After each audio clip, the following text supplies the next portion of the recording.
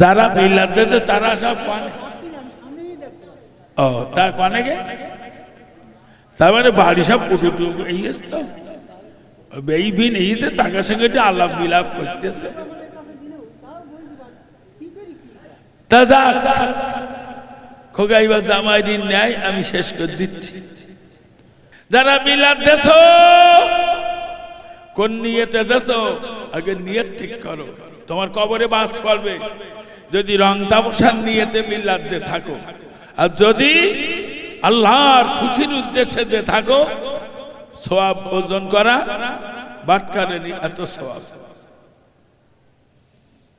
ও মুসলমান ভাইজানেরা ঘর বাড়ি করি আমরা ঘর করি মাটির ঘর ভেঙে ভেঙে সব ইটির ঘর করছি ঘর করতে হয় নিয়ত করতে হয় নিয়ত নিয়ত ঘর করার নিয়ত করতে হয় আমি একটা ঘর বানাবো ঝড় বৃষ্টি শীত বর্ষার হাত থেকেও সুস্থ হালাতে ঘরের ভিতরেও আমার বিবি আমার ছেলে মেয়েরা নামাজ পড়বে কোরআন পড়বে তসবিহ পড়বে ঘরের ভিতরে বসেও এই নিয়তের উপরে ঘর বানাতে হয় ওই ঘরে আরাম করা যাবে ওই ঘরটার উপর আমার আল্লাহ খুশি হবে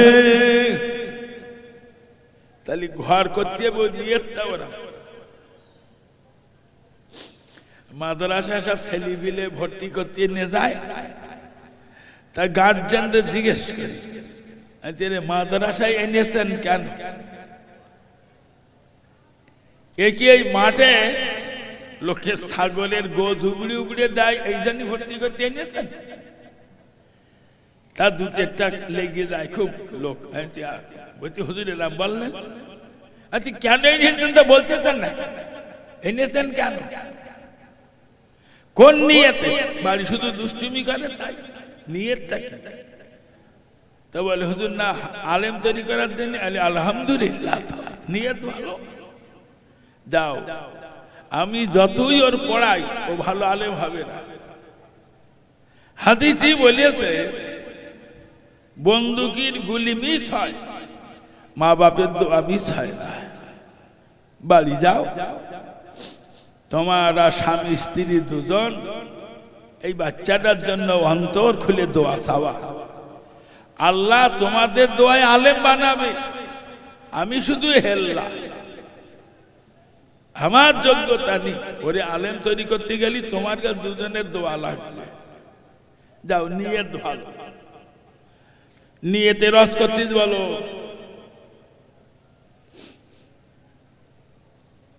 প্রত্যেকটা কাজের নিয়ত যদি ভালো হয় আল্লাহ খুশি হবে বললাম রোজ পানির হাত থেকে একটু শান্তির সঙ্গে ঘরে বসে নামাজ পড়বো কোরআন পড়বো আমি যদিও মসজিদে নামাজ পড়ি আমার গিন্নি তো মসজিদে যাবে না ও ঘরে নামাজ পড়বে আমি ঘরে অবসর টাইমে একটু কোরআন পড়বো তসবিহ পড়বো কিছু নফল নামাজ পড়বো এই নিয়তে ঘরটা করলো ওই ঘরে আল্লাহ খুশি অথচ সেই ঘরে আবার খাওয়া দাওয়া করলো সেই ঘরে ঘুমতি পারলো আল্লাহ অখুশি হয় কোরবানি করি নিয়ত কি এখন তো কোরবানি হচ্ছে বেশিরভাগ কোরবানি হচ্ছে না ক টাকার গরু কিনে ভাই বলছে 25,000 টাকা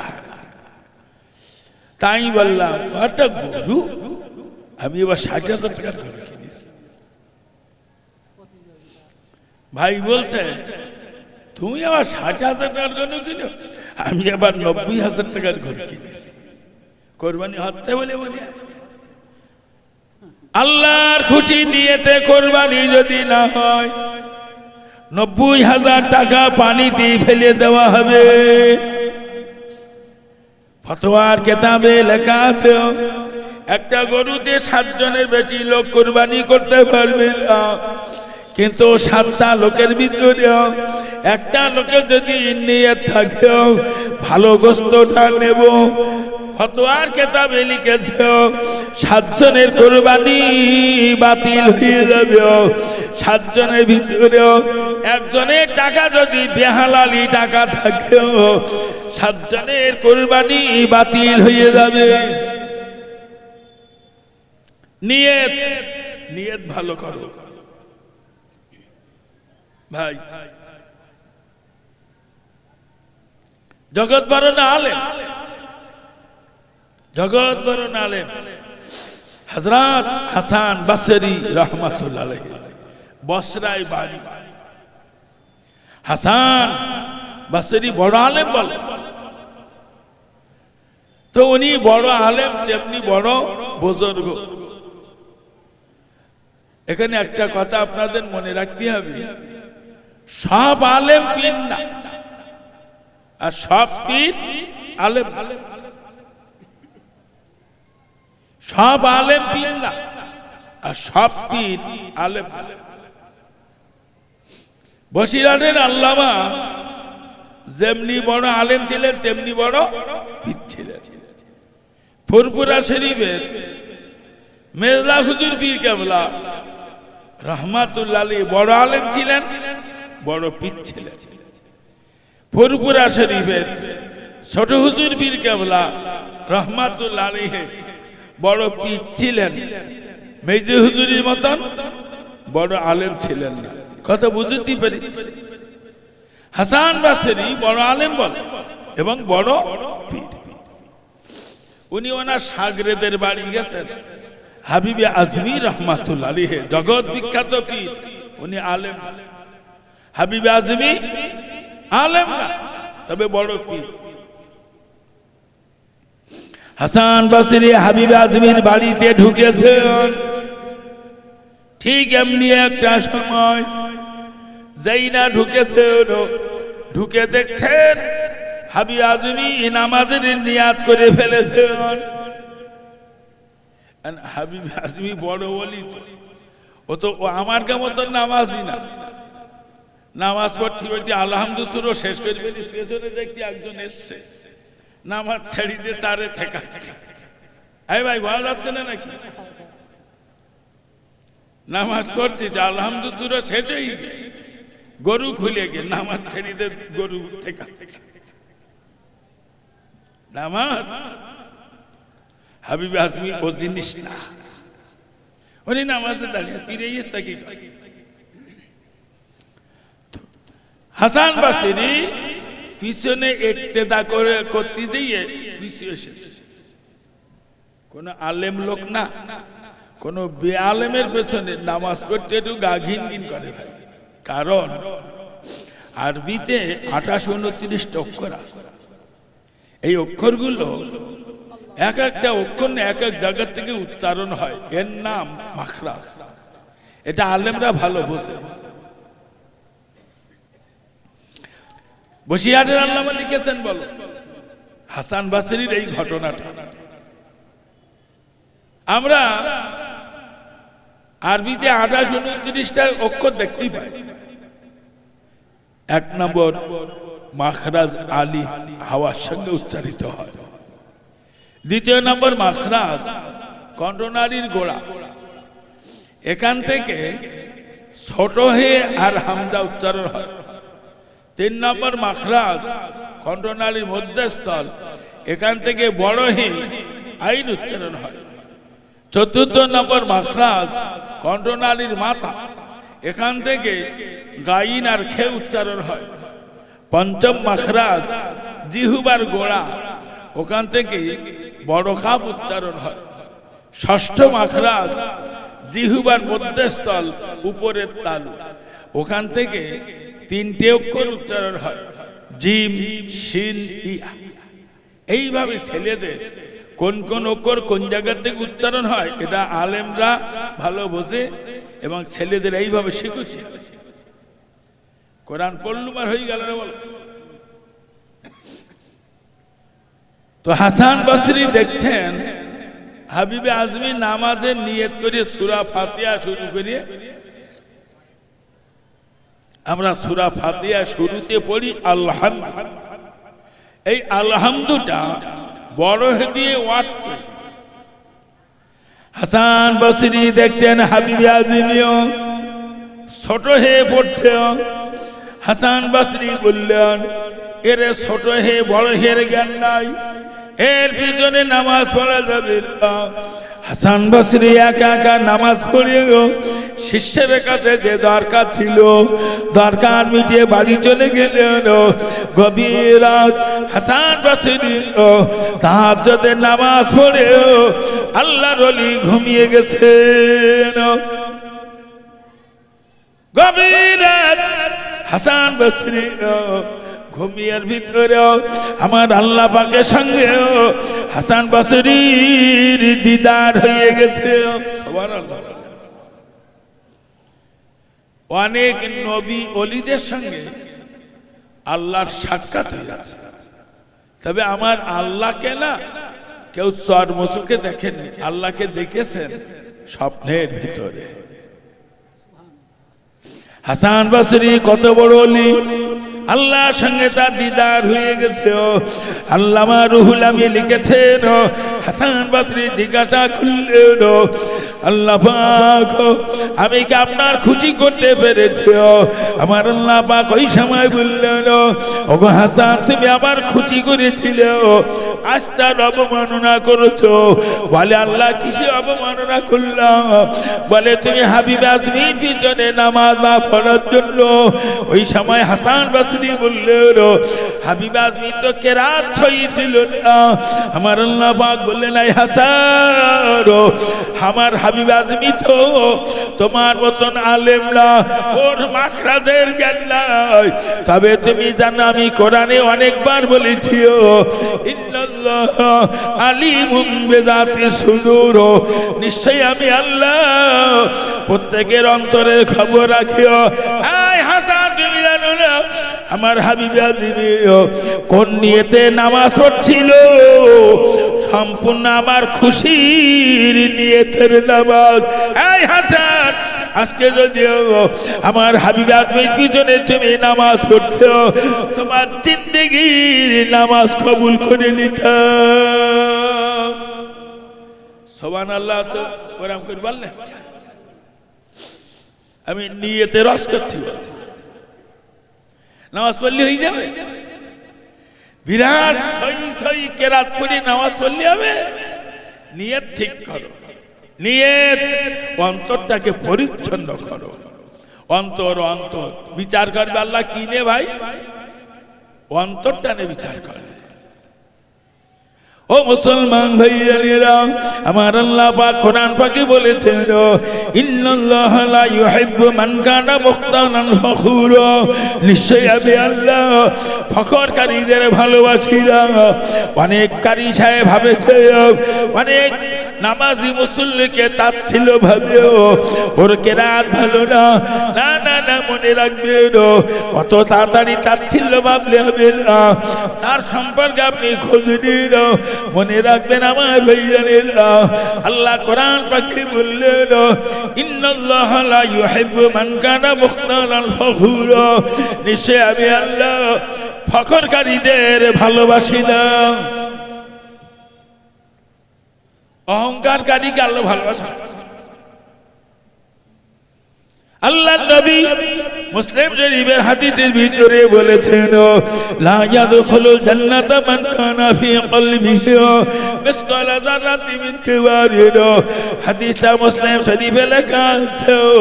মুসলিম শরীফের হাদিস বলছে, যার অন্তরে সরিষার দানা পরিমাণ অহংকার, ওই লোকটা হিজাব আনতে জান্নাতে যাবে না। শস্যের দানা পরিমাণ অহংকার থাকলে জান্নাতে যাবে না, মুসলিম শরীফের হাদিস বলছে। তবে 5 কেজি ওজনের কুমড়ো মতন অহংকার নে বুকি করলে মরে গেলি তাড়াতাড়ি জান্নাতে যাবে। যাবে? আমরা অহংকার গার বলের অহংকার করি, অর্থের অহংকার করি, শিক্ষার অহংকার করি, বুদ্ধির অহংকার করি।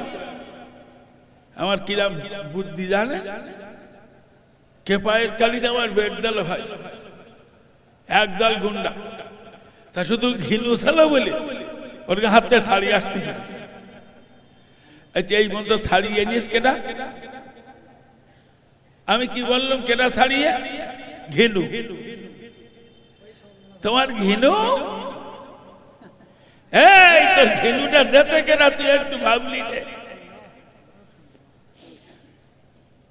আমার মা যেভাবে শরীর খারাপ করল, তা শুধু টাকা ছিল বলে ভাই বাঁচিয়ে আনতে পারিস। কি বলছে? বাঁচিয়ে কেনা? টাকা? তুমি টাকার গরম দেখালে। আবার দুই একজন এলেমের গরম দেখায়। এলেম শিক্ষার গরম। আমি কত কি পাস তুমি জানো? মধু এলো কি পাস? আমি অনেক কিছু পাস, ঘোড়ার কচু পাস। হুজুর বড় পীর আব্দুল কাদের জিলানী রাহমাতুল্লাহ আলাইহি আমার ভাইয়েরা কোরআনের এই আয়াত নিয়ে ব্যাখ্যা করেছেন, ইন্নাল্লাহা লা ইউহিব্বু মান কানা মুখতারান ফখুরা। এই আয়াতটাকে নিয়ে বড় পীর আব্দুল কাদের জিলানী হুজুর আমার ব্যাখ্যা করতে করতে বলেছেন, ও আলেম সাহেব, তুমি একজন আলেম, আমি একজন আলেম। ওই আলেমটার দিকে তুমি এই চিন্তায় দেখো, ওই লোকটা আলেম, আমি আলেম। উনি এমন একটা কিতাব পড়েছেন যে কিতাবটা হয়তো আমার পড়া হয়নি, কিংবা উনি এমন একটা আমলে আছেন যে আমলটার উপরে আমার আল্লাহ বেশি খুশি। আমি যে আমলটার উপরে আছি আমার আল্লাহ পাক কতটা খুশি না, ওই আলেমটা চেয়ে আমি নগণ্য। বড় পীর লিখেছেন, তোমার সামনে একজন বয়স্ক লোক এসেছে, বয়স্ক লোকটাকে দেখে তুমি মনে মনে ভাবো ওই লোকটার বয়স বেশি, ওই লোকটা জীবনে ইবাদত বেশি করেছে, আমার বয়স কম, আমার জীবনে ইবাদত কম হয়েছে, ওই লোকটা চেয়ে আমি নগণ্য। হুজুর বড় পীর লিখেছেন, এই মাওলানা সাহেব, তোমার সামনে একজন সাধারণ ব্যক্তি এসেছে, তুমি ওই লোকটাকে দেখে মনে মনে ভাবো লোকটা তো সাধারণ ব্যক্তি, আমি একজন উপযুক্ত আলেম, আমি কোরআন হাদিস পড়ে যত নাম করি, ওই সাধারণ লোকটা আলেমের শুনে তার চেয়ে বেশি সংযত ভাবে চলে, ওই লোকটার চেয়ে আমি নগণ্য। হুজুর বড় পীর লিখেছেন, তোমার সামনে একটা কম বয়সে লোক এসেছে, ওই লোকটাকে দেখে তুমি মনে মনে ভাবো ওই লোকটার বয়স কম, আমার বয়স বেশি। বয়স বেশি মানে আমার দ্বারা পাপের কাজ বেশি হয়েছে, ওই ছেলেটার বয়স কম মানে ওর দ্বারা পাপের কাজ কম হয়েছে, ওই ছেলেটার চেয়ে আমি নগণ্য। বোঝা যাচ্ছে কি বলতেছি? বড় পীর যা বুঝিয়েছেন তাতে বোঝা যাচ্ছে এখানে যত লোক আছে সকলের চেয়ে আমি নগণ্য। এই চিন্তা চেতনা যার মাথায় নেই তার ভিতরে অহংকার আছে। অহংকার করে যাবে না।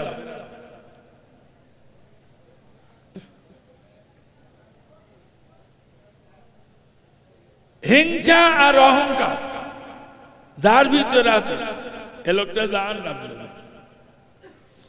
আমাদের ভিতরে হিংসা নিব। রাস্তার ধারে 1 বিঘা জমি কিনে আমার ঘূর্ণি বলো হিংসা, জ্বলিয়ে ফুরিয়ে মরতেছি ভাই। কথা বুঝতে পারেন? এক গরিবের বাচ্চা উচ্চ মাধ্যমিক পাশ করি তো এক বড় মোল্লার সামনে গিয়ে বলতেছে, ভাই অমুকের ছেলে এবার উচ্চ মাধ্যমিক পরীক্ষা তো ভ্যান চালিয়ে খায়, ছেলেটা লেখাপড়া শিখিয়েছে, বলতে পরীক্ষা দিলে কি হবে, ও পাশ করতে পারবে না। তারপরে আল্লাহ রহম পাশ করিয়েছে। ভাই তুই বললে পাশ করতে পারবে, সে পাশ করিয়েছে। পাশ করলে কি হবে, বিয়ে চাষ করে। তারপরে সে ছেলে বিয়ে ভর্তি বলতে, ভাই তুই বলে বিয়ে চাষ পাবে না, সে বিয়েই ভর্তি। বলছে ভর্তি হলে কি হবে, ও জীবনেও বিয়ে পাশ করতে পারবে না। এখন হিংসুকের যা কাজ, এখন ঘুরিয়ে ঘুরিয়ে আল্লাহর কি রহম, সে ছেলে বিয়ে পাশ করি। হিংসুকের কাজ কি বলছে, তুই বলে বিয়ে পাশ করে, সে ছেলে বিয়ে পাশ করি। তো বিয়ে পাশ করলে কি হবে, জীবনে চাকরি পাবে না। আল্লাহর কি রহম ভাই, গরিবের বাচ্চা, সে নেতারা যোগাযোগ করে তার একটা চাকরি উদ্দেশ্য। তো হিংসুকের কাছে গেছে, গিয়ে বলতে, ভাই তুমি বললে চাকরি পাবে না, সে মাস্টারি চাকরি করি। তো চাকরি পারলে কি হবে, জীবনে মাইনে পাবে না। এখন ৮-৯ মাস মাইনেও পায় না, শুধু যাত্রা রেস্ট করি, মাইনে পায় না। এখন ৯ মাসের মাথায় একসঙ্গে সেই ছেলে ৯ মাসের মাইনে পায়। তো হিংসুকের কাছে গেছে, গিয়ে হইতে, ভাই তুমি বলছিলে মাইনে পাবে না, সেই ছেলে না একসঙ্গে ৯ মাসের মাইনে পায়। তাহলে পালি কি হবে, ও জীবনে উন্নতি করতে পারবে না। নিয়ত ঠিক করো, আমি নিয়তের উপর আজ করতে বলবো। অন্তরটাকে পরিচ্ছন্ন করো। আমি ফুরফুরা শরীফের মেজলা হুজুর পীর কেবলা রহমাতুল্লাহ হাতে বায়াত ছিল। আমি ফুরফুরা শরীফের ছোট হুজুর পীর কেবলা রহমাতুল্লাহ সঙ্গে অনেক ওয়াজ করি, ছোট থেকে ওয়াজ করতাম। ছোট হুজুরের মতন এত ওয়াজ কোন হুজুর করি, বিরাট ওয়াজ করতে। মেজো হুজুর বলো কোন হুজুর না, ছোট হুজুরের সঙ্গে কোন হুজুর ওয়াজ করে পারতেন, উনি বিরাট ওয়াজ করতেন। সারা রাত ছোট হুজুর সারা রাত ওয়াজ করতেন, 4টে-5টা করে মিলা দেখা রাখতে। এখানে মাগরিব পড়ে উঠতে, আরো 2-3 জায়গায় করলো, দেখলাম ভোর বেলা গিয়ে এক জায়গায় আছে ওয়াজ করতে করতে। বলতে, বাবা নামাজের টাইম শর্ট হয়ে আসছে না, দাও দাঁড়িয়ে যাও, নামাজটা পড়লাম। নামাজ দিয়ে পড়ি, দেখা গেল ছোট হুজুর ওয়াজ করছে, বেলা 7-8টা বেজে যাচ্ছে। ছোট হুজুরের মতন অত ওয়াজ কোন হুজুর করি। আমি ওয়াজ করছি, ছোট হুজুর এসছে। ছোট হুজুর আমার পরে ওয়াজে উঠেছেন, এরা অনেক জায়গায় ঘটেছে। তো ছোট হুজুর পীর কেবলা ছোট হুজুরের সঙ্গে ওয়াজ করেনি তো, শুধু ছোট হুজুর ওয়াজ শুনতো, সামনে বসে ওয়াজ। ছোট হুজুর কেবলা বলতেন, বাবা মেথরের না অহংকার মানায় না। আচ্ছা মেথর কারে বলে বলেন? আচ্ছা আমার কাছে কি দেখেছি, ওই কারেন্টের খুঁটিতে লেখা আছে এই নাম্বার পাইখানা সাপ, এদিক লেখা থাকে না? না থাকে। এটা নাম্বার লেখা আছে, নিচে লিখেছে ডুবুরি। ওই ওই ওই কারেন্টের খুঁটি ওই রাস্তায় যাই আর নজরে পড়ে, তাই একটা বালতি নিয়ে ঘুরি ঘুরি বেড়াচ্ছে, ওর কাছ থেকে নাক ছিট মেথর, নাক ছিট করবেন না। আমার নবী মেথর ছিলেন, জানেন? রাসূল পাক সাল্লাল্লাহু আলাইহি ওয়াসাল্লাম হুজুর আমার রাস্তা দিয়ে হেঁটে হেঁটে যাচ্ছেন, নজরে পড়ে গেল ওদের বাড়ির পায়খানার ওই ঝর্ণাটা রাস্তার উপর দিয়ে এই দিকে যায়। দয়ার নবী গভীর রাতের ওই বাড়ির পায়খানা ঘরটা সাফ করে দিয়েছেন, জোরে বলা যাবে না সুবহানাল্লাহ। মেথর দেখে নাক ছিটকাবেন, জন খাটা লোকটার দেখে নাক ছিটকাবেন। নবী জন খেটেছে। রাখালের দেখে নাক ছিটকাবেন, নবী রাখালি করে। নবী ছোট হুজুর বলতে, বাবা আমরা না সবাই এক একজন মেথর, কারণ যে পায়খানা পরিষ্কার করে তার কি বলে? মেথর। তা প্রত্যেকটা নারী পুরুষ প্রতিদিন পায়খানা করে, ঠিক না বেঠিক? পায়খানা করে না? কেটে কেটে হাত ফেলে। আচ্ছা, ওই পায়খানাটা ধুয়ে সাফ করে দেয় কেটে বলেন?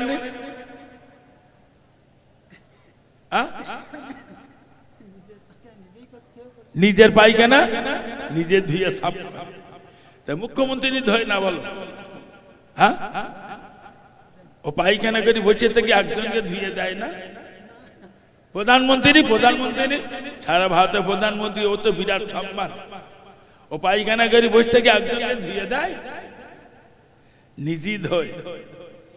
তাহলে তুমি তো রোজ দুবার তিনবার করে পায়খানা করে নিজে ধরছ, তুমি একজন মেথর। এই নারী, এই পুরুষ, যত লেখাপড়া শেখো, যত টাকার মালিক তুমি হও, তুমি নিজে হাতে পায়খানা প্রতিদিন পরিষ্কার করো, তুমি একজন মেথর। তুমি একজন মেথর। তোমার ভিতরে অহংকার থাকা উচিত না। অহংকারকারীদের আল্লাহ জাহান্নামে পাঠাবে। হাদিস এসেছে, যারা অহংকার করে কিয়ামতের দিন আল্লাহ এদের হাসরে ফেরাতে তুলবে পিঁপড়ের মতন ছোট ছোট করে।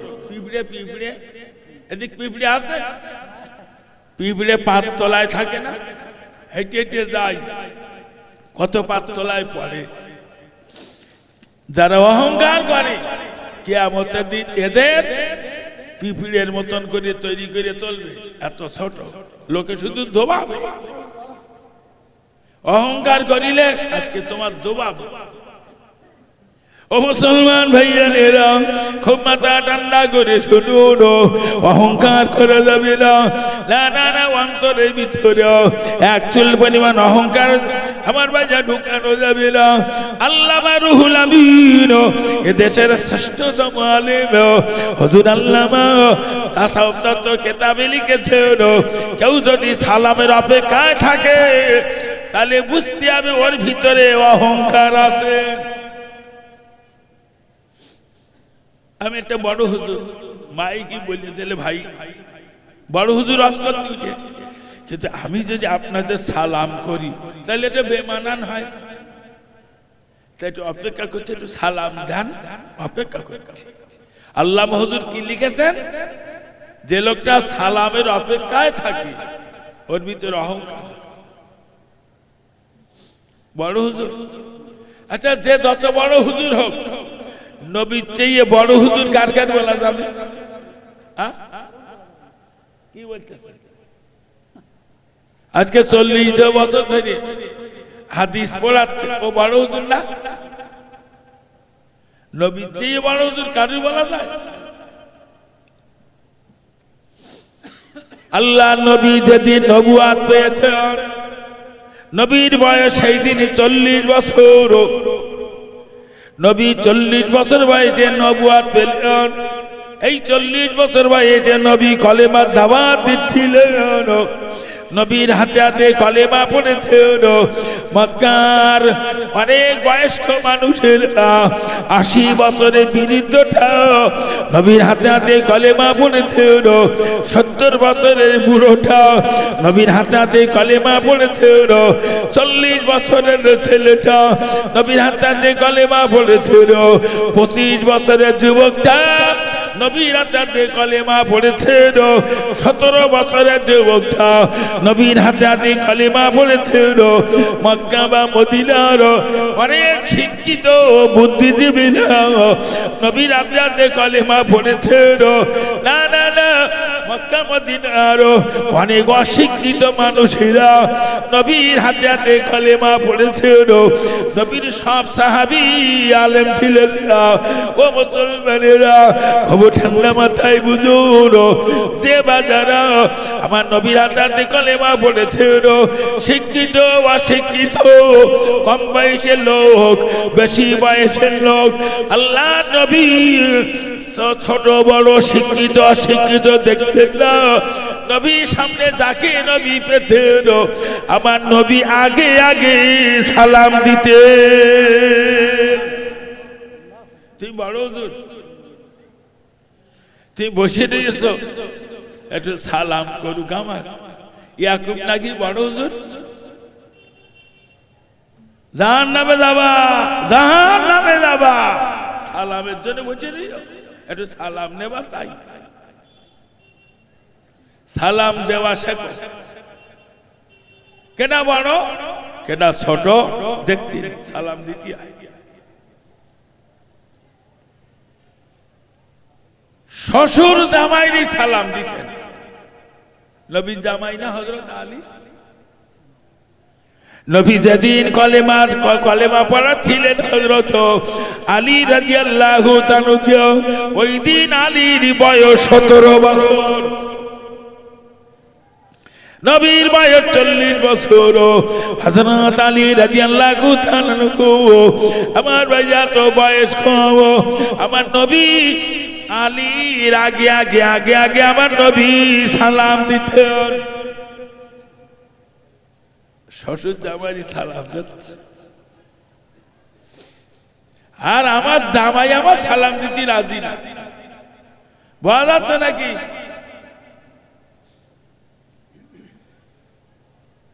অন্তরটার কসকটি অন্তর পরিষ্কার করো। ও মুসলমান ভাইয়েরা, আল্লামা রুহুল আমিন রাহমাতুল্লাহ আলাইহি হুজুরি জন্মস্থান বাড়ি হলো টাকি নারায়ণপুর। গেলাম হাসনাবাদ থানা, টাকির পাশেরটা গ্রাম, ওই গ্রামটার নাম নারায়ণপুর।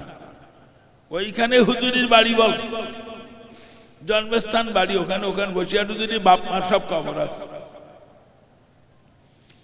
বসিরহাটে বাড়িটা করেছিলেন ওরা ফুরফুরার পীর সাহেব কেবলার নির্দেশ বাড়ি। ফুরফুরার পীর সাহেবের 90 লক্ষের অধিক মুরিদ ছিল। কোনা মুরিদ বলেছি দাদা হুজুরির? 90 লক্ষ বলিনি, বলো 90 লক্ষের অধিক। তার ভিতরে 1 লক্ষের অধিক আলেম মুরিদ ছিল। তো অনেক বড় বড় আলেমেরা দাদা হুজুরির কাছে ফতোয়ার কপি নিয়ে যেত যে হুজুর একটা সই করে দেন। দাদা হুজুর দেখতেন বড় মাসাবের সই আছে, বলেন বলেন। আবার একজন একটা কাগজ আনলে ফতোয়ার কপি, এতে বড় মাসাবের সই আছে, বলে হ্যাঁ হুজুর আছে, ঘাস করে সই খেতে। মানে বড় মাসাবের সই আছে মানে উনি আর দেখবে না সই করতে। তো আলেমেরা সব বললেন বড় মাসাবের সই ছাড়া তো আপনি কোনো কাগজে সই করেন। কিন্তু তিনি এমন একটা জায়গায় বসবাস করেন সেখানে যাওয়া খুব কঠিন। 100 বছর আগের কথা বলছি। তখন তো এসব ভ্যান ট্যান তৈরি হয়নি, তখন টাটা সুমো তৈরি হয়নি, তখন এত গাড়ি ঘোড়া পাওয়া যেত।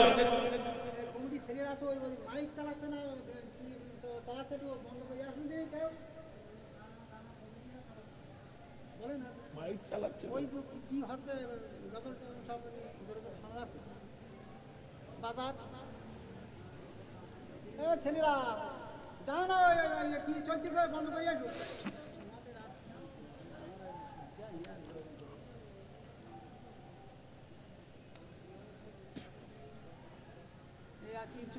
এখন কিছু করা যাবে না, ও একদল হুড়ুহুড়ি করবে।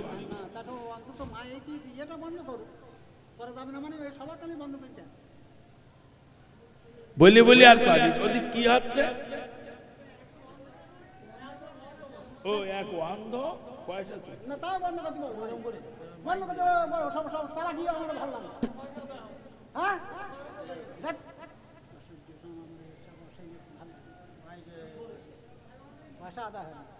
সে কি বলছিল? অন্ধকার সকাল সব চালাবে কিনে শোনা যাচ্ছে, মাইকের আওয়াজ বন্ধ করা যাবে না। নাকি কি বলিছি কি বলবো সব মাথায় আছে। আমি 40 বছরের বেশি ওয়াজ করছি, এই জাতি চোরাচ্ছি 40 বছরের বেশি। দেখতুলম কিরাম জুতি শুনতেছেন। বসিয়া হুজুরির জামানা 100 বছর আগে, তখন দেশে এত গাড়ির যোগাযোগ ছিল না, তখন দেশে এসব মোবাইল ছিল না, তাহলে হুজুরির সঙ্গে যোগাযোগ করা তো খুব কঠিন। আসে নারায়ণপুর গ্রামটা একেবারে বড্ড ঘোষের ভেতরে, সেখানে যাওয়া খুব কঠিন। তাই দাদা হুজুর আল্লামা রুহুল আমিনকে বললেন যে সমস্ত আলেমেরা আমার কাছে দাবি করছে আপনি বসিরহাটে টাউনে অন্তত বাড়ি করুন, আলেমরা আপনার সঙ্গে যোগাযোগ করতে পারছে না। তাই আল্লামা হুজুর এই বাড়িটা করেছিলেন দাদা পীরের নির্দেশ।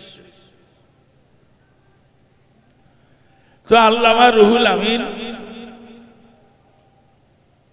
ওয়াজ করিয়ে ট্রেনে হাসনাবাদে নেমে টাকির উপরে হেঁটে হেঁটে বাড়ি যাচ্ছে, নারায়ণপুরি বাড়ি যাচ্ছে, হেঁটে হেঁটে যাচ্ছে, সব ভ্যান ট্যান জন্মায়। তো টাকি জমিদার বাবুদের ছেলেরা আল্লামা রুহুল আমিনের সঙ্গে একসঙ্গে পড়াশোনা করেছিলেন। ওইসব ছেলেরা বসিরহাট হুজুর মাওলানা পাস করার পরে কলেজে পড়েছিলেন, উচ্চ মাধ্যমিক বিএ এমএ পড়েছিলেন। তো টাকি জমিদারদের ছেলেরা যে মিশনে পড়তো আল্লামা হুজুর সেই মিশনে পড়তো। বলে রুহুল আমিন একই সঙ্গে তো মিশনে পড়াশোনা করলাম, ইংলিশ মিডিয়াম কলেজে। আচ্ছা এই মুসলিম কম তোমার বড় মাওলানা বলে কেন বলো দি, আরো তো মাওলানা নেই। তা আল্লামা রুহুল আমিন জবাব দিচ্ছে তাকি জমিদারদের ছেলেদের, এই দেখেন আমরা নামাজ পড়ি দেখেছেন? বলে হ্যাঁ। বলে এই নামাজের নিয়মটা না সাধারণের চেয়ে একটু বুঝি। সুবহানাল্লাহ বলে, বিরাট বুঝে বলিনি বলো। নামাজের নিয়ম বলতি এইরকম করে তাহারিমা বানতে হয়, এইরকম করে নিয়াত করতে, এইরকম করে রুকু দিতে, এইরকম করে সেজদা, এই তো নিয়ম। তাই বলতেছে আমরা যে নামাজ পড়ি দেখেছেন, এই নামাজের নিয়মটা সাধারণ চেয়ে একটু বুঝি। বিরাট বোঝেন। আচ্ছা আমার যদি জিজ্ঞেস করতে আমি কি সর্বনাশ করতাম বলেন দিন, চেনেন আমার কত জ্ঞান আপনি জানেন? আপনারা জানেন না, আমার মতন জ্ঞানী এক্ষুনি পাওয়া যাবে না। এ ভাই ঘুমাচ্ছেন নাকি? ও মুসলমান ভাইয়েরা খুব মাথা ঠান্ডা করে শুনুন, অহংকার করা যাবে না, অহংকারের গোনা মাফ হয় না। মনে রাখবেন বিশ্বের বড় পীর আব্দুল কাদের জিলানী রাহমাতুল্লাহ আলাইহি হুজুর আমার গভীর রাতের বেলা নামাজ পড়ছিলেন। বড় পীর আব্দুল কাদের জিলানীও নামাজ পড়ছিলেন। এমন সময় দেখা গেল বড় পীরের মাথার উপরে বারবার বারবার আওয়াজ হচ্ছে, এই আব্দুল কাদের তোমার নামাজ মাফ, এই আব্দুল কাদের তোমার নামাজ মাফ। বড় পীর সাহেব নামাজ ছেড়ে দেন, ওই নামাজ মাফ বলেই যাচ্ছে শুধু। নামাজ শেষে বড় পীর উপরের দিক ফিরে বসে, এই শয়তান নিচে না, এই বুঝতে পেরেছে তোর আওয়াজ। আমার আল্লাহ কোনদিন আমার নামাজ মা বলবেন না। আমার আল্লাহ পাক জান্নাতে সার্টিফিকেট দিয়েছেন হযরত আলী রাদিয়াল্লাহু তাআলা আনহু। হযরত আলী সারা রাত দাঁড়িয়ে দাঁড়িয়ে দাঁড়িয়ে দাঁড়িয়ে নামাজ পড়েছেন। আমার আল্লাহ পাক জান্নাতে সার্টিফিকেট দিয়েছেন হযরত ওসমান গনি রাদিয়াল্লাহু তাআলা আনহু। হযরত ওসমান সারা রাত দাঁড়িয়ে দাঁড়িয়ে নামাজ পড়েছেন। আমার আল্লাহ ওসমানের নামাজ মাফ বলিল। হযরত ওমর জান্নাতে সার্টিফিকেট পেয়ে গেছেন। হযরত ওমর সারা রাত দাঁড়িয়ে দাঁড়িয়ে নামাজ পড়েছেন। আমার আল্লাহ ওমরের নামাজ মাফ বলিল। হযরত আবু বকর আমার নবীর এই শ্রেষ্ঠতম সাহাবী, তিনি সারা রাত দাঁড়িয়ে দাঁড়িয়ে নামাজ পড়েছেন। আমার আবু বকরের নামাজ মাপ বলিল, তাম জগতের শ্রেষ্ঠতম মহামানব আমার রাসূলুল্লাহ সারা রাত দাঁড়িয়ে দাঁড়িয়ে নামাজ পড়েছেন। আম্মা জান আয়েশা সিদ্দিকা বললেন, আমার নবী সারা রাত দাঁড়িয়ে নামাজ পড়ার জন্য নবীর পায়ের গোড়ালিগুলো ফেটে ফেটে রড বার হতো। আল্লাহ নবী মাসুম নবী, নিষ্পাপ নবী, অথচ নবী সারা রাত নামাজ পড়েছেন। আমার আল্লাহ একদিন আমার নবীর নামাজ মাপ বলিনি না। শয়তান, তোর আওয়াজ আমি বুঝতে পারিনি। শয়তান নিচে নেমে বলতে হুজুর অনেক পীরের নামাজ বন্ধ করে দিয়েছি। মানে অনেক পীরেরা অনেক রাত্রির নামাজ পড়তে আর মাথার উপরে আওয়াজ দিছি, তোমার নামাজ মাপ, পিসাব নামাজ ছেড়ে দে। তা আমি আপনারে পারলাম না, আপনার অগাধ এলেম আছে তো, ওই জন্য বেঁচে গেছেন আমার এই ধোঁকা থেকে। ইবলিস ঠিক বলেছে, জ্ঞান ছিল বড় পীরের অগাধ। ইবলিস কথাটা ঠিকই বলেছে যে আল্লাহ আপনার অগাধ জ্ঞান দেশে বলে আমার ধোঁকা থেকে বেঁচে গেছে। বড় পীর সাহেবের একটু চেক করে দেখছেন সামান্য এলেমের একটু গরম দেখায় কিনা। বড় পীর আব্দুল কাদের জিলানী রাহমাতুল্লাহ আলাইহি বললেন, এই ইবলিস শয়তান, না না তো তুই শুনে নে, তোর এই কঠিন ধোঁকা থেকে আমার এলেম আমার বাঁচাতে পারিনি। তোর এই কঠিন ধোঁকা থেকে আমার আল্লাহ পাক আমাকে বাঁচিয়েছেন। একবার জোরে বলা যাবে না সুবহানাল্লাহ?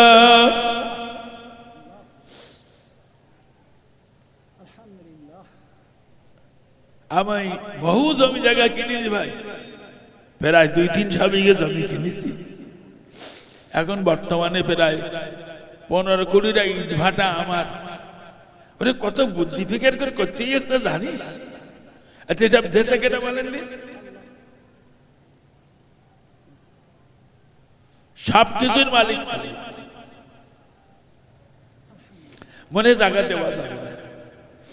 হাদিস শরীফের ভিতরে এসেছে রাসূলুল্লাহ বলেছেন, মান লাম ইয়ারহাম সাগীরানা ওয়া লাম ইয়াকর কাবীরানা ফালাইসা মিন্না। হুজুর বলছেন, যে লোকটা বড়দের সম্মান করে না, ছোটদের ভালোবাসা দেয় না, যারা বড়দের সম্মান করে না, ছোটদের ভালোবাসা দেয় না, নবী বললেন এরা আমার উম্মত ভুক্ত না। हम सब जानते हैं, हम सब समझते हैं, ये चिंता इबलिस है। অন্তরে রস করি যত সময় দিল অন্তর পরিষ্কার করো।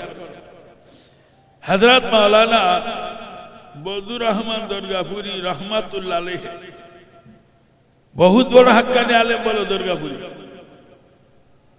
দুর্গাপুরীর মতন অত বড় হাক্কানি আলেম এদেশে কেউ ছিল না। বহুত বড় আলেম আবার হাক্কানি। আল্লাহ ছাড়া জীবনে কারুর উপরে ভরসা করে কথা বলতেন না।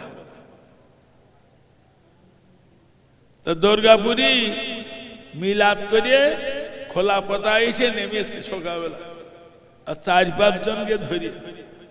সেদিন আপনি আমাদের ওখানে গেলেন, বললেন মসজিদ ভেঙে ফেলে দাও, প্রথম ইটিটাকে আমি দেব, তাই এসছে। মানে তখনকার জামানায় মসজিদ তো সব মাটির মসজিদ ছিল। তো বলি যে মসজিদের দেওয়াল ফেটে গেছে, মসজিদে ভেঙে ফেলে দাও, আমার কাছে যেই করে আমি ইটির টাকা দেবার বলেছে। আর ওরাও গিয়ে ধরে পকেটে যা ছিল সব বাড়ি গেছে। দুর্গাপুরী সময় মতন বাড়ি থাকতেন না বলে পাশের এক বাড়ির বুড়ি দুর্গাপুরী বাড়িতে থাকতেন দুর্গাপুরীর স্ত্রীর সঙ্গে। তো দুর্গাপুরী খুব রসিক লোক ছিলেন। বাড়ি ভেতরে ঢুকবে আর বলবে, দুই বুড়ি আসসালামু আলাইকুম। তো হুজুরি স্ত্রী বলছেন হুজুর বাজার ঘাট তো কিছু তো আজকে কিছু রান্নার নিতে হইতেন না নজরানা সব দিল সেসব তো মসজিদে ইট কিনতে দেয় কিচ্ছু তার নেই তাহলে এটা কাজ করো তোমরা বুঝে বুঝে সুবহানাল্লাহ বলো আবু বুঝে বুঝে সুবহানাল্লাহ বলে আজকে হয়তো আল্লাহ রুজি রাখে না এরা মালেম সারা দেশে পাবে আজ রুজি নিতা কি করে এখন বেশ কিছুটা বেলায় গিয়ে দুর্গাপুরি গোসল করি একেবারে সেজে গুজে বসে বসে সুবহানাল্লাহ দুর্গাপুরি আজ না খেলি আল্লাহর কি হবে কিচ্ছা রুজি আল্লাহ রাখিনি তাকে সুবহানাল্লাহ আমার গিন্নি যদি বলি তো ফেদা থাকবে হ্যাঁ থাকবে তোমার সুবহানাল্লাহ পড়ার কাজ নাকি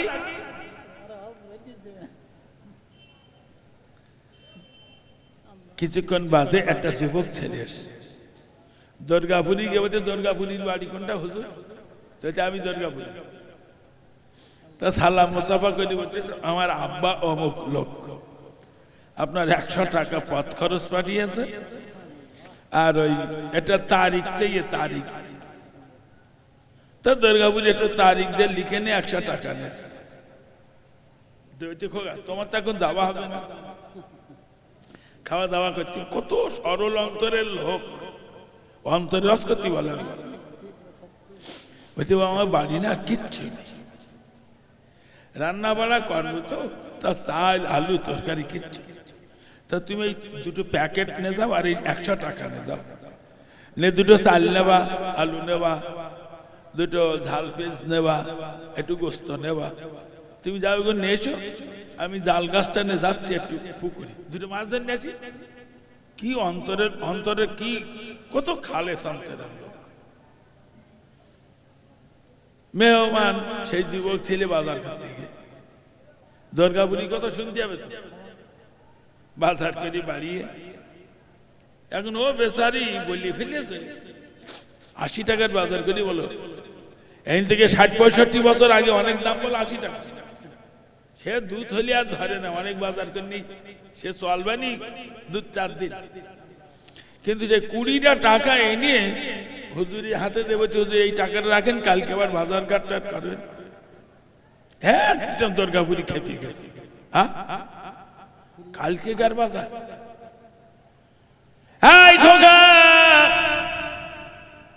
গাছে ডালে পাখিগুলো সারা রাত না খেয়ে আল্লাহ আল্লাহ করি কাল সকালবেলা কি খাবি ও চিন্তা ওর না ও চিন্তা আমার আল্লাহ বাবা তোমার ঈমান এত দুর্বল কালকে গার বাজারের জন্য টাকা ফিরিয়ে নিয়ে এসেছো চলে যাও টাকাটা নিয়ে বাজারে চলে যাও 20টা টাকার আপেল লেবু ফল কিনে নিয়ে চলে এসো কালকে গার বিচার আমার আল্লাহ পাক করবেন আমি এত সময় ধরে শুধু অন্তরে রস করি বলো তো হুজুর দুর্গাপুরি না কাউকে বায়াত করতেন না ওনার কাছে কেউ যদি বায়াত হতে যেতেন উনি বলতেন যাও সুফি সাহেবের কাছে সুফি ফজলুল করিম রহমাতুল্লাহ আলাইহির কাছে পাঠিয়ে দিতেন বসিয়া দুজনেই পরে মানুষ সব দুর্গাপুরীর কাছে বায়াত হতে গেলেন বলে সুফি সাহেবের কাছে সুফি ফজলুল করিম বহুত বড় বুজুর্গ এত বড় আধ্যাত্মিক আলী সুফি ফজলুল করিম সামনে গেলি বুক কেঁপতো মানুষের বুক কেঁপতো আজকে ভোর দিন আমি 15টা বিড়ি খাইলাম ভাই সুফি সাহেবের সামনে গেলি বলে আর দুবার বেলা এই ভাইয়ের কাছ থেকে 5070 টাকা গুনে নিলাম সামনে গেলি বলে আজকে মসজিদে 500 টাকা দান করিলাম সুফি সাহেবের সামনে গেলি বলে বিকেল বেলা 15 মিনিট একটু ক্যারাম বোর্ড খেলা করিলাম সুফি সাহেবের সামনে গেলি বলে আজকে বিকেল বেলা একজনের বইয়ের হাত ধরে তুই আর কি করিলাম সুফি সাহেবের সামনে গেলি বলে এ ভাই বলা যাচ্ছে কি পীর সাংঘাতিক পীর সুফি ফজলুল করিম। এখন সুফি সাহেবের কাছে উনি পার্টি দিন, সুফি সাহেবের কাছে বায়াত হয়, দুর্গাপুরি বায়াত করতেন না। এক মাওলানা সাহেব দুর্গাপুরি কাছে গেছে, হুজুর আমার একটু বায়াত করেন। তা দুর্গাপুরি বলতে আমি পিটির না খোকা, ওই সুফি সাহেবের কাছে, সুফি সাহেবের কাছে বায়াত হয়। এখন সুফি সাহেবের কাছে গেছে, গিয়ে বায়াত হয়। 1 বছর পরে দুর্গাপুরির কাছে বললো, হুজুর আপনি একটু বায়াত করেন। সুফি সাহেবের কাছে পাঠালেন। আমি এই 1 বছর বায়াত হয়েছে, আমি কিচ্ছু বুঝতে পারছি না। দুর্গাপুরি বলতে কিচ্ছু হচ্ছে না, তোমার কিছু বুঝতে বলতে যাও খোলাপোতা থেকে বসিরহাট পর্যন্ত রাস্তার 2 ধারে যা পায়খানা আছে, ওই পায়খানা গুলো 2 হাত দিয়ে তুলে তুলে দূরে মাঠে ফেলে দিলি তোমার কলম দাঁড়িয়ে যাবে। কোন কথার কোন জবাব? এখান থেকে 30-40 বছর আগে আমরা দেখেছি রাস্তার 2 ধারে শুধু পায়খানা। এসব পেশাব পায়খানা ঘর এত ছিল না দেশে। এখন তো ঘর করার আগে পায়খানা ঘর করতে,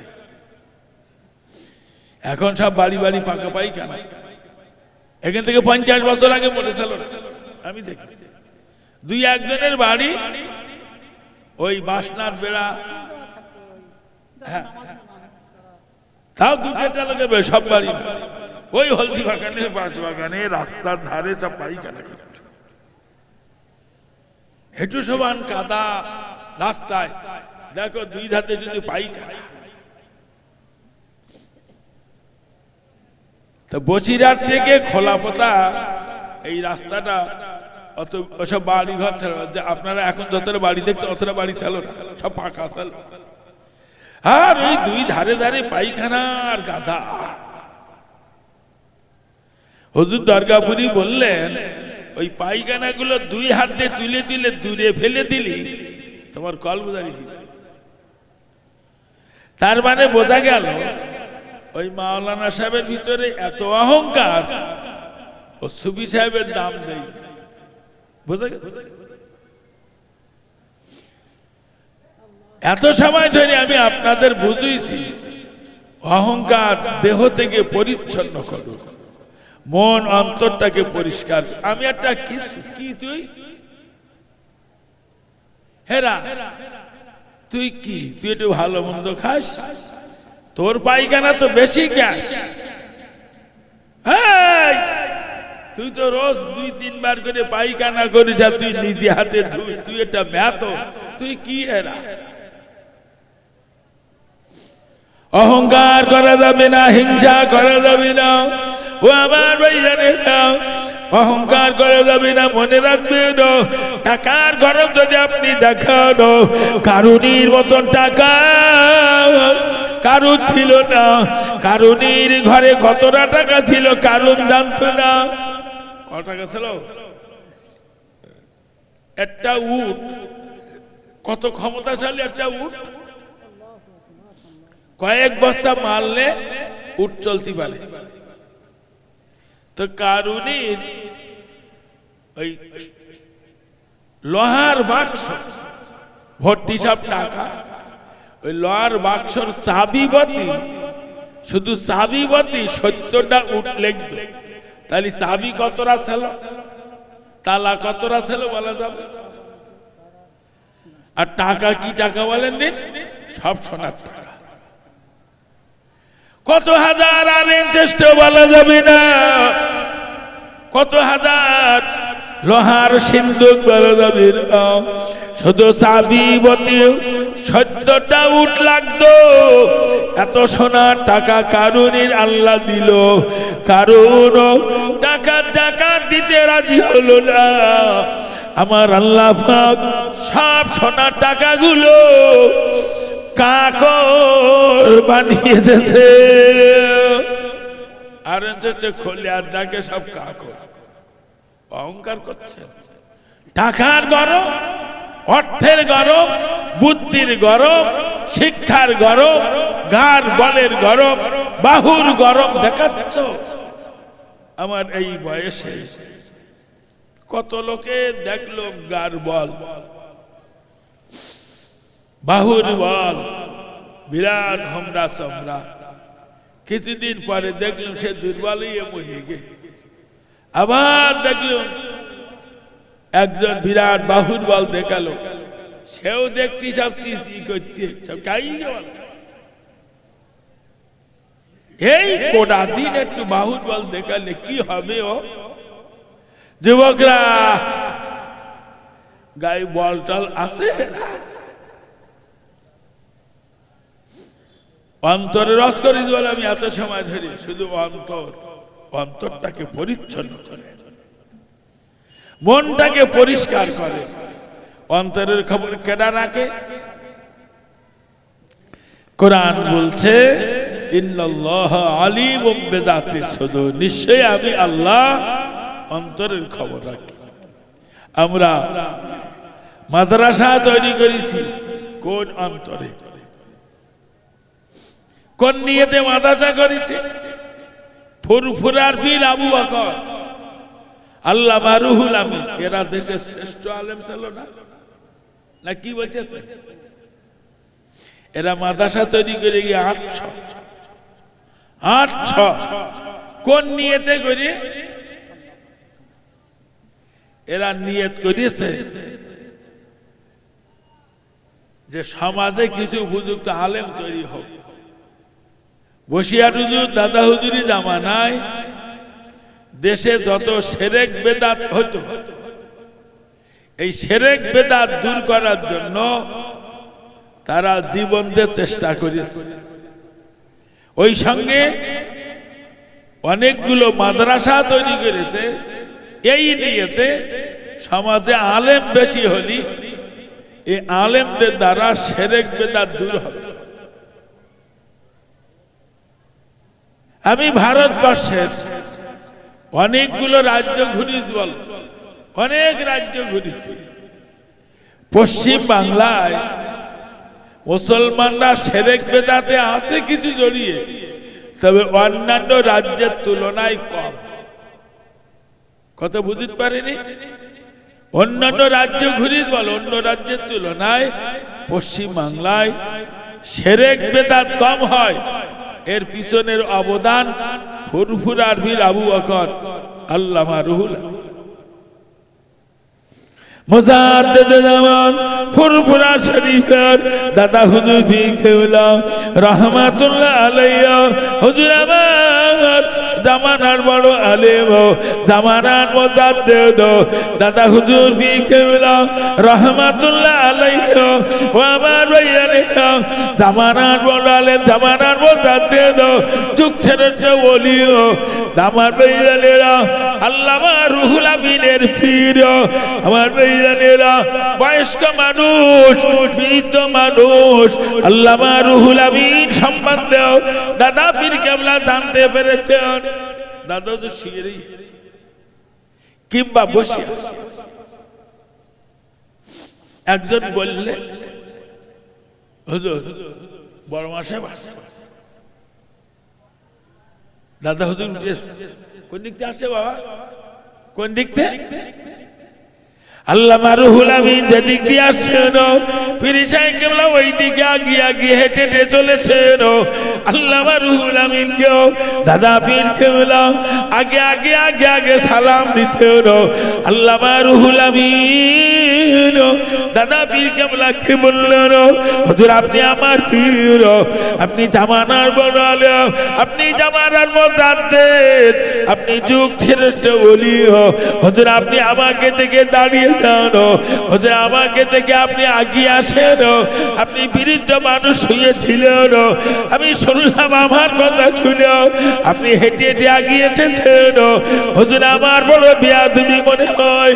পীর সাহেব কেবলা বললেন, ও বাবা বড় মাওলানা, আমি আপনাকে দেখে সম্মান করি না, আল্লাহ পাক আপনাকে জেলে দিয়েছেন, ওই এলেমের মর্যাদার খাতিরে আমি দাঁড়িয়ে যাই। আচ্ছা দাদা হুজুর বসে আরো যদি সালাম দেশে মানে দাদা হুজুর ছোট হয়ে গেলে ছোট হয়, কারো সম্মান করলে ছোট হয় না। আর এটা বলেন সালাম দিয়ে দেয় তার 90টা সওয়াব, ভাই 10টা সওয়াব। আমি বাজারে কালেকশন করছি, বাজারে সঙ্গে আর 10টা মাদ্রাসার ছেলে আছে, তা আমি কাউকে শাড়ি নেওয়াল আদায়ের ব্যাপারে সবাই। এখন ওই এটা ফকির ফকির, এটা বাসন নিয়ে ওই টাকা তোলে, ওই যেরকম তুলছে ওইরকম টাকা তোলে। তা আমি ফকিরদার কাছে গিয়ে বলতি, ফকির সাহেব মাদ্রাসায় কিছু পয়সা দেবা? তা বলতে হুজুর 10 টাকা নেবেন? হ্যাঁ, তো 10 টাকা দিস। ছেলেরা বলছে আপনি কি মানুষ হুজুর, এই ফকিরের কাছে 10 টাকা নিলে? আর দেখো গা, ও ভোরদিন ধরে যা আদায় করেছে ভালো পয়সা, তো ওর কাছে 10 টাকা নিছি মানে ওরে মাদ্রাসা শরিক করে নিছি। আল্লাহু আকবার। নিয়ত কি নিয়ত, সেই নিয়তের অর্থ চলতে বলো। এখন আমি ওই পাকা রাস্তার ওপরে শুধু ওই ঘুরি, এই ভাই পয়সা দাও, এই ভাই পয়সা দাও, এনে করে ঘুরি আর টাকা চাই। এ আমার কাজ। 10-15 দিন অন্তর একদিন একটু বাজারে যাবো করে ছেলে নি, ঘন্টা খানিক এনে পাক খাবো, 4-5 হাজার টাকা বাড়ে। আর আবার কিছু লোক হুজুর টাকা নিতে দেয়, আবার 2-1 ডেকে ডেকে টাকা দেয়। একজনে বলছে ভাই টাকা দাও, ও আমার দিক ঘাড় ঘুরিয়ে বলতেছে চুলকুনি মারি এত ছেলে রেসকে।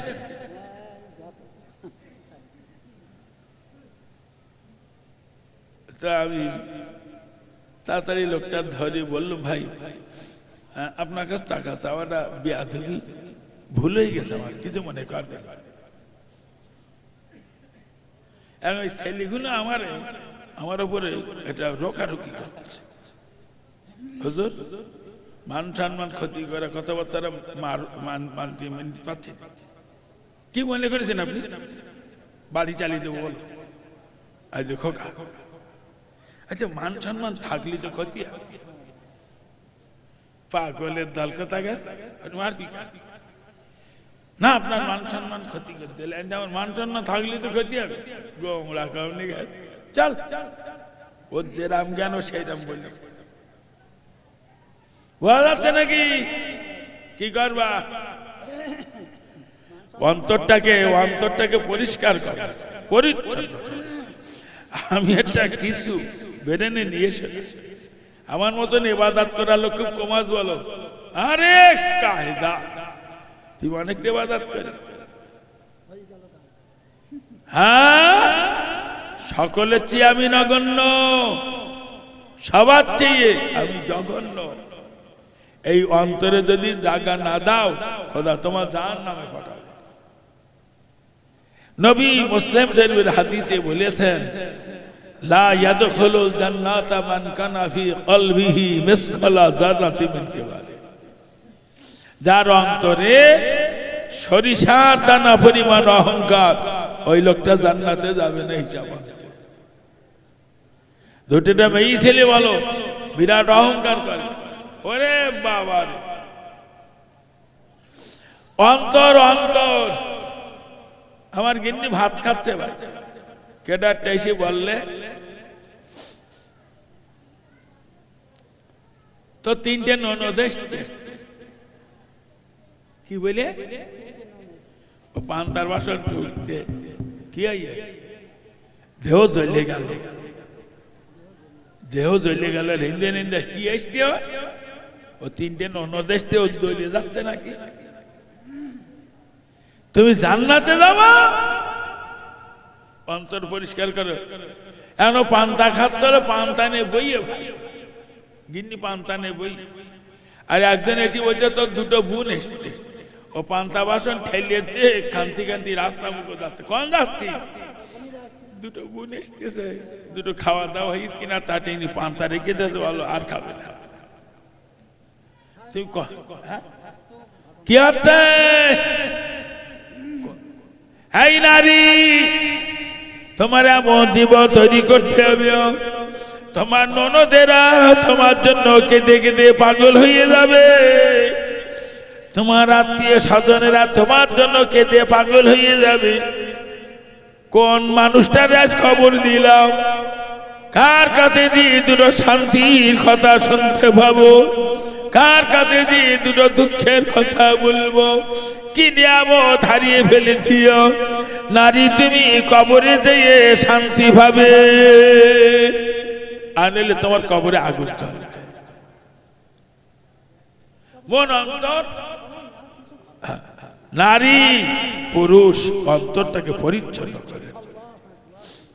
ভাই, আমার ভাইগুলোর সঙ্গে মানে আমার কোনো আলাপ বিলাপ নেই, আমার বোন বোনাই কিনা আমার ভিটে আসার হুকুম নি বল। আমার কোনো ভাগ্নি ভাগনা জীবনে ভাত পায় না, আমার ভাগ কবরে গিয়ে শান্তি। তো আমি আর বাড়াবো না, বলতি না বলতি 9:30 ছাড়িয়ে গেছে। দোয়া করবেন, যা আলোচনা করি তার চেয়ে আমলটা যেন বেশি করতে পারি। এই জামাই গিয়েছে খোঁজ খবর কিছু বলো না কেন, কোথায় গেল আমি তো